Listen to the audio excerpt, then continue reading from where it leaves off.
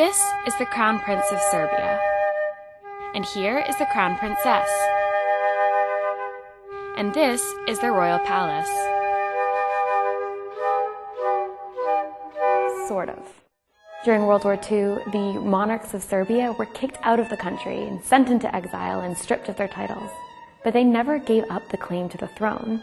And now today they live in this royal palace in Belgrade, basically acting as monarchs that they're not. How's this? Perfect. There's a debate going on in Serbia about whether they are, in fact, monarchs, or whether they're just pretending. I think we're pretty successful at pretending. And if they are pretending, whether they might become real, and what that would mean for Serbia. So this is kind of make Serbia great again. Yes. Here's where we go back in time. For almost 2 centuries, the Karađorđević dynasty ruled the Kingdom of Yugoslavia, which included modern-day Serbia. Belgrade was the capital, and Serbia was an important place, with influence in the world. But in 1941, the Nazis invaded, and King Peter had to flee. Then, at the end of the war, a communist regime came to power and abolished the monarchy. At the age of 2, I was declared the enemy of the state, ordered by Tito, the dictator. The king's son, Alexander, grew up in London. He got married, he worked in finance, and he didn't set foot in Serbia until the 90s, when Yugoslavia erupted in war and then fell apart. When Alexander landed in Belgrade, he was greeted by hundreds of thousands of supporters. He is the man who would be king, heir to a vacant throne. He hopes to help end the civil war in a country that he's really never known. I think there's a lot that can be done, but I'm on course. From abroad, Alexander backed the anti-regime opposition. In his version of things, he played a pretty critical role in the fall of communism, though many Serbs would find that version to be exaggerated. What I did, I helped to bring democracy by uniting the democratic opposition against the regime, and in the end, that was successful. In 2001, Alexander moved to Belgrade, into the palace where his father used to live. They gave us the keys and they said goodbye. I asked my husband, what are we doing here? It was really quite a shock. Well, it was an extremely emotional event, coming back to one's roots. This is my great-grandfather, King Peter I, my grandfather, King Alexander, my grandmother, Queen Maria, my father, King Peter II of Yugoslavia, my mother, Queen Alexandra. Technically speaking, the palace doesn't belong to Alexander. He's fighting the state to get it back, but in the meantime, the government has let him move in. He will sit in a chair and he will look at me with tears in his eyes saying, tell me, do you think maybe my father was sitting in this chair or my grandfather? The would-be royals spend their days like you'd imagine royals might. Alexander meets with various dignitaries, Catherine raises money for charity and hands out toys at local hospitals. They go to dinner parties in important places with important people, like Vladimir Putin, Nelson Mandela, Alexander's godmother, Queen Elizabeth, and, you know, Donald Trump. You've been to Mar-a-Lago? We knew them before they got married, and then we saw them now again. Melania's parents were there, wonderful. The powerful Serbian Orthodox Church backs Prince Alexander. At church, he and Catherine are seated in, well, thrones.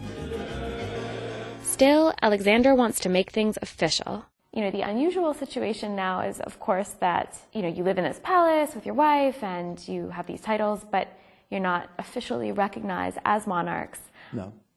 Does that seem like a strange state of affairs to you? It does, but everybody's treating us nicely. The idea of re-establishing monarchy in Serbia seems far-fetched, but there is this new political movement behind it.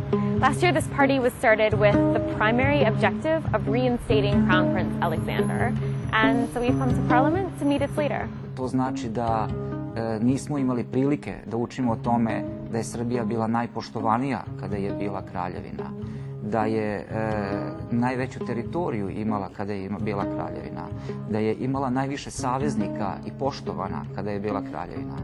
The party only has one member of parliament, but it recently won seats on local councils. Its members told us they don't think democracy's worked out well in Serbia. According to a 2018 Freedom House ranking, Serbia's democracy is in decline because of corruption and voting irregularities and the new president's consolidation of power. In the face of this, monarchists are drawn to Alexander, an outsider who says he represents the people, that he put Serbia first. I na kraju krajeva sve najbogatije zemlje na koje želimo da se ugledamo su monarhije, monarhije, kraljevine ili carevine i smatram da je to stvarno jedna prečica ka jednom novom sistemu vrednosti. So this is kind of make Serbia great again. Yes.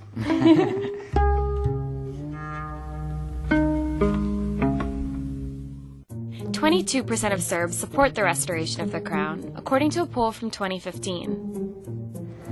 Almost every day, a group of young monarchists takes to the streets of Belgrade to spread the word. We want to show our people, Belgrade people, that we are the first monarchy party since 1945. Izvolite, izvolite. The reactions are pretty good. So there are young people who are the face of the party today in Belgrade.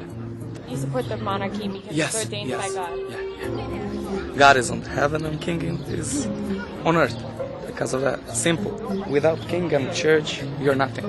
You think the monarchy will bring back Serbia's historic greatness?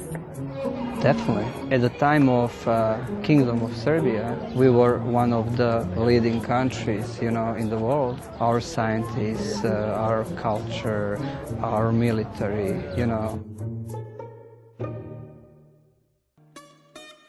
But critics say Alexander and Catherine are promoting an embellished account of Serbian history, a glorious royal past that never was. Others see them in another way, a silly, ridiculous, grown-ups playing dress-up in an old palace. Political scientists and historians sometimes refer to you as a pretend monarch. What do you think of that title? Pretend. A lot of people pretend to be what they're not. But we're pretending to be here, and we've done a pretty good pretension. I think we're pretty successful at pretending. If you liked this story, you might want to watch our film about Russian influence in Montenegro and an alleged plot to overthrow the government. You can reach me at Katie Engelhard or at NBC Left Field, and as always, follow and subscribe.